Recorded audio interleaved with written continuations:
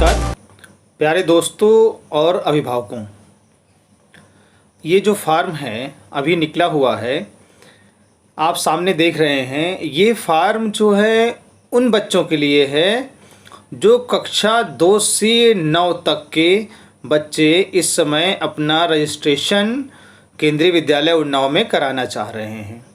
ठीक है, तो ये जो डेट है वो 20 तारीख से 25 तारीख तक है, यानी 20 जुलाई से 25 जुलाई तक। तो एक हफ्ते का समय आपको मिला हुआ है और उसमें सबसे पहली जो प्रक्रिया है आपकी वो है ये रजिस्ट्रेशन फार्म भरने की। तो बहुत सी जानकारियां लोग मांग रहे हैं, बहुत सी जानकारियां लोग चाह रहे हैं कि ये फार्म भरने में उनको दिक्कतें आ रही हैं। तो आइए मैं इसमें आपको बता रहा हूँ कि किस तरह से आप फार्म भरेंगे। देखिए इसमें ऊपर सबसे लिखा हुआ है कक्षा फार क्लास। ठीक है, यहाँ पर आपको जिस क्लास में एडमिशन बच्चे का दिलाना है वो लिख देंगे। ठीक है, और उसके ठीक सामने आप देख रहे हैं यहाँ फ़ोटो लगा देनी है। इसके बाद लिखा हुआ है इसमें प्रवेश संख्या आपको छोड़ देना है। ठीक है, और जो यहाँ डेट लिखा हुआ है, ठीक है ना, ये डेट भी आपको छोड़ देना है। ठीक, इसके बाद आप इसमें देखिए पिछली कक्षा उत्तीर्ण, यहाँ पर लिखना है पिछली कक्षा उत्तीर्ण। यानी जैसे मान लीजिए आप जो है कक्षा 2 में एडमिशन, ऊपर लिखा है आपने ये क्लास सेकंड के लिए, तो यहाँ लिखेंगे क्लास फर्स्ट, है ना। क्लास फर्स्ट पास करेगा तभी क्लास 2 में आएगा वो। ठीक है, और क्लास फर्स्ट का परसेंटेज क्या है। ठीक है, और उसके बाद जिस विद्यालय से वो पढ़ा है उस विद्यालय का नाम लिख देंगे। ठीक, बिल्कुल सरल है, इसमें आगे समझते चलिए इसी तरह से। फिर बच्चे का नाम इसमें लिखना है, ऊपर जो है हिंदी में लिखेंगे आप पूरा, और नीचे जो है अंग्रेजी में लिखेंगे कैपिटल लेटर में।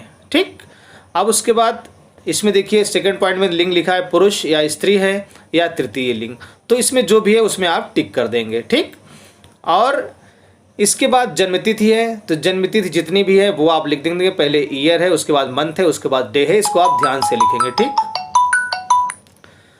तो इसके बाद जो है आप लिखेंगे आगे इसमें देखिए जन्मतिथि है, तो जन्मतिथि में पहले ईयर है, फिर मंथ है, फिर डे है, और उसके बाद आप निकाल लीजिएगा कि 31 मार्च 2020 को एग्जैक्ट जो है उसको कितने साल का हो रहा है, कितने महीने का हो रहा है और कितने दिन का हो रहा है, वो निकाल करके कॉलम नंबर 4 में सामने लिखना है। फिर राष्ट्रीयता में भारतीय आ जाएगा। ठीक है, और फिर ब्लड ग्रुप यदि आपको पता है तो लिख दीजिए, नहीं पता है तो कोई बात नहीं है, छोड़ दीजिए। ठीक है, इसके बाद अगर आप लिखना ही चाहते हैं तो एक दिन में आपको ब्लड ग्रुप का टेस्ट मिल जाता है, वो आप करके उसमें लिख सकते हैं। ठीक, फिर उसके बाद है कि क्या विद्यार्थी माता पिता की अकेली पुत्री है। यहाँ अकेली पुत्री का मतलब ये होता है, देखिए यहाँ सिंगल गर्ल का मतलब है, एकल पुत्री का मतलब ये है कि ना तो उसका और कोई भाई है और ना ही उसकी कोई और बहन है। ठीक है, 8वें नंबर में देखिए जाति में लिखा है जनरल है तो जनरल पहले में टिक कर देना है, नहीं SC है तो SC, ST है तो ST, OBC है तो OBC, creamy layer non creamy layer. देखिए यहाँ creamy layer non creamy layer का मतलब ये होता है, क्रीमी लेयर में वो लोग आते हैं ऐसे OBC कैटेगरी के लोग जिनकी इनकम 8 लाख से ज़्यादा है। ठीक है, और जिनकी इनकम 8 लाख से कम है वो नॉन क्रीमी लेयर में आते हैं। तो OBC में जो नॉन क्रीमी लेयर में आएंगे उन्हीं को OBC की छूट मिलेगी। ठीक है, इसके बाद है EWS यानी जो वीकर सेक्शन है। ठीक है, इकोनॉमिकली वीकर सेक्शन यानी जो गरीब हैं, जो BPL हैं, वो लोग इसमें टिक करेंगे, उसमें आपको कार्ड लगाना पड़ेगा। ठीक है, डिसेबल्ड यानी अगर आप दिव्यांग हैं यानी विकलांग है आप, तो सिंगल गर्ल चाइल्ड है तो वो भी टिक कर दीजिए, मुस्लिम है तो वो भी टिक कर दीजिए। ठीक है, माइनॉरिटी में अगर जो आते हैं सिख वगैरह या इस तरह से जैन है तो वो टिक करना है आपको। ठीक, इस तरह से आप ध्यान से समझ लीजिए।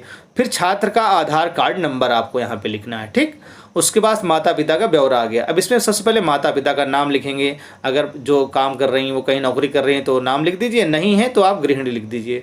ठीक है, उसके बाद इसमें लिखा है category, first category IOCL, second category central government employee, third category central government PSU, fourth category state government, fifth category state government, six category self employed. ठीक है, इसमें जो है आपको ये करना है कि जिस कैटेगरी से आप मेल खाते हैं, जो पहली कैटेगरी इसमें दी हुई है वो ऐसे प्रोजेक्ट के लिए दी हुई, जो प्रोजेक्ट के स्कूल होते हैं NTPC NHPC उन लोगों के लिए हैं।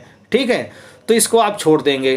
ठीक है, अगर आप सेंट्रल गवर्नमेंट एम्प्लॉइज़ हैं तो इसमें सेकंड में टिक कर लीजिएगा, और सेंट्रल गवर्नमेंट ऑटोनोमस बॉडी यानी बैंकिंग सेक्टर वगैरह में है या LIC वगैरह में है तो आप थर्ड में कर लेंगे। फोर्थ में है तो इसमें जो है अगर स्टेट गवर्नमेंट है तो फोर्थ कैटेगरी में। ठीक है, और अगर आप जो है स्टेट गवर्नमेंट की ऑटोनमस बॉडी जो हैं तो 5th कैटेगरी में हैं, और 6 में सभी कैटेगरीज आएंगी, ठीक है। प्राइवेट है, मजदूर हैं, ठेकेदार हैं, वकील हैं, जो भी हैं वो सब जो है 5th इसमें 6 कैटेगरी दिया हुआ है। अब यहाँ पर मैं आपको एक चीज़ समझाना चाहूँगा, ठीक।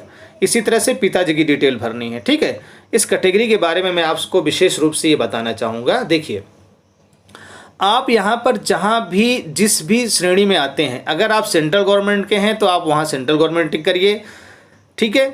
स्टेट गवर्नमेंट में हैं तो स्टेट गवर्नमेंट में टिक करिए, ठीक है। और अगर आप कहीं भी नौकरी नहीं करते हैं तो जो 6 कैटेगरी है वहाँ आप टिक कर दीजिए, ठीक है। जब यहाँ पर आएगा आपका फॉर्म, यहाँ पर आएगा तो हम उसको यहाँ पर सही कर लेंगे। सही किस दिशा में कर लेंगे? सही इस दिशा में कर लेंगे, क्योंकि जो ये फॉर्मेट है आपका, ये प्रोजेक्ट स्कूल का है, इसलिए इसमें IOCL लिखा हुआ है, ठीक है। तो आपका जो ये 6 कैटेगरी में आपको करना है, क्योंकि आप सेल्फ एम्प्लॉयड है, बिजनेस जो प्राइवेट है मैं उनकी बात कर रहा हूँ, ठीक है। तो यहाँ पर आप बिल्कुल घबराएंगे नहीं, आप जिस कैटेगरी में आते हैं वो कर लीजिए, ठीक। चूँकि ये प्रोजेक्ट का स्कूल नहीं है तो यहाँ इस स्कूल में यानी केंद्रीय विद्यालय उन्नाव में जो 2nd कैटेगरी है वो 1st ट्रीट हो जाएगी, जो 3rd है वो 2nd ट्रीट हो जाएगी, जो 4th है वो 3rd ट्रीट हो जाएगी, और जो 5th कैटेगरी है वो 4th ट्रीट हो जाएगी, और जो 6th कैटेगरी है वो 5th ट्रीट हो जाएगी, क्योंकि ये जो है सिविल सेक्टर का स्कूल है ना। तो इसमें जो 6th कैटेगरी है वो बाद में इसको हम 5th कैटेगरी में कंसीडर कर लेंगे। तो इसमें आप घबराइएगा नहीं, बिल्कुल परेशान नहीं होना है, ठीक है। इसके बाद है ये उन लोगों के लिए है जो सर्विस करते हैं, अगर वो कहीं ट्रांसफ़र हुए हैं तो वो अपना लिख देंगे, अपने कार्यालय का पता लिखिए, अगर मम्मी करती हैं तो पहले में, नहीं तो दूसरे हैं पिताजी में, ठीक है। टेलीफोन नंबर लिखना है, रेजिडेंशियल जो आपका एड्रेस है, जो निवास में आप निवास प्रमाण पत्र लगाएंगे उसी तरह से लगना है, जो आपका मूल वेतन है वो यहाँ पर लिखना है जी कॉलम में, ठीक।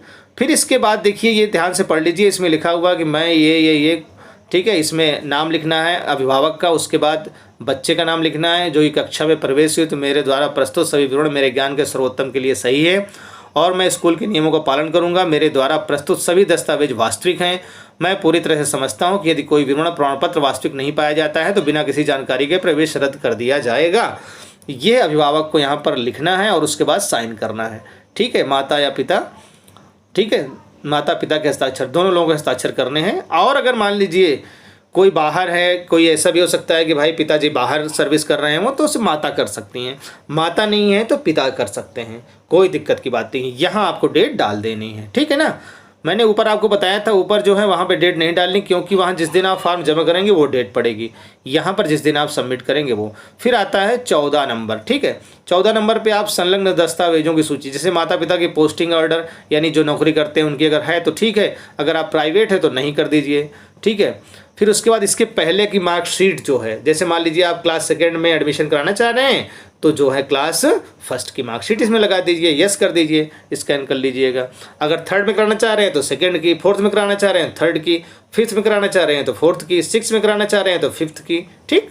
इसके बाद है आधार कार्ड की कॉपी आप लगाएंगे तो इसमें यस में टिक कर लीजिए, जन्म प्रमाण पत्र लगा रहे हैं वो टिक कर दीजिए, बच्चे के नाम पर जाति प्रमाण पत्र की कॉपी है तो वो टिक कर लीजिए, निवास प्रमाण पत्र यानी आवासीय का वो, ब्लड ग्रुप का वो, ठीक है।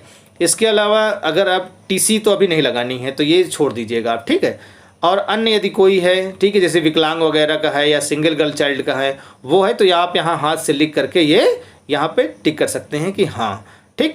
और इसमें जो भी प्रमाण पत्र अभी आपके पास उपलब्ध नहीं है तो भी आप फॉर्म भर दीजिए, जब आपका एडमिशन होगा उस समय आपका कंसीडर हो जाएगा, यानी आपका नाम शामिल किया जाएगा, तो इसमें घबराने की बात नहीं है। यहाँ सिग्नेचर करना है, ठीक। यहाँ पर देखिए वचनबद्ध है, ये कास्ट के लिए है, कास्ट सर्टिफिकेट जो होता है वो आप यहाँ पर ये अंडरटेकिंग देंगे, साइन करेंगे, पूरी डिटेल भर करके, पहले में अभिभावक अपना नाम लिखेंगे, उसी तरह से बच्चे का नाम होगा, क्लास का, ठीक है। हिंदी या इंग्लिश में से किसी एक में भरिएगा और इसमें एक साइन कर देंगे, और जो जाति प्रमाण पत्र है उसकी स्कैन कॉपी इसके साथ अटैच कर देंगे, ठीक। अब ये आते हैं जो सेंट्रल गवर्नमेंट एम्प्लॉय हैं उनको यहाँ भरवाना है, ठीक है, यहाँ भरवा के अपने ऑफिस से, और जो स्टेट गवर्नमेंट एम्प्लॉय हैं उनको यहाँ भरवाना है, ठीक। ये इसमें ये उनके ऑफिस से भरा जाए, अगर आप प्राइवेट हैं लोग भर रहे हैं तो इसको काट देंगे, ऐसे लाइन खींच दीजिए सीधा, बस कोई दिक्कत की बात नहीं है, ठीक। बस ये हो गया आपका। अब इसमें इसके अलावा मैं आपको एक चीज़ और बताना चाहता हूँ, देखिए, ठीक है, आप ध्यान समझ लीजिएगा कि आपको दिक्कत ना हो। अभी आपके पास जो कागजात हैं वो कागजात लगा करके ये जो PDF फॉर्म है ये हमारी KV उन्नाव की जो वेबसाइट है unnao.kvs.ac.in, ठीक है। इसके वेबसाइट पर जब आप जाएंगे उसमें एक अनाउंसमेंट सेक्शन है, वहाँ पर ये पड़ा हुआ है ये form, registration form class 2nd to 9th, ठीक है। वहाँ से आप फॉर्म को डाउनलोड करिए, उसको प्रिंट निकालिए, प्रिंट निकालने के बाद आराम से भरिए जैसा कि मैंने आपको यहाँ बताया है। अगर कोई डॉक्यूमेंट्स आपके पास अभी नहीं हैं, ठीक है, तो जितने डॉक्यूमेंट्स आपके पास हैं उतने लगा करके भर करके आपको इसको जिप फोल्डर बनाना है, ठीक है, और ईमेल करना है। अब यहाँ समझिएगा, यानी फॉर्म भर करके और जो डॉक्यूमेंट्स हैं वो आप स्कैन करके उसको एक जिप फोल्डर बना लीजिए और ईमेल करिए। ईमेल का जो एड्रेस है वो भी देखिए आपके सामने यहाँ लिखा हुआ है kvunnao20@gmail.com। लेकिन ये ध्यान रखना है आपको 25 तारीख तक ही फॉर्म भरा जाएगा, ठीक है। फॉर्म पूरी तरह से सही ढंग से भरा होना चाहिए। अगर आपका डॉक्यूमेंट्स कोई कम है तो वो हम बाद में ले सकते हैं एडमिशन के समय, लेकिन अगर फॉर्म इनकम्प्लीट होगा तो जो है वो कैंसिल कर दिया जाएगा। पहली बात ये है, ठीक है।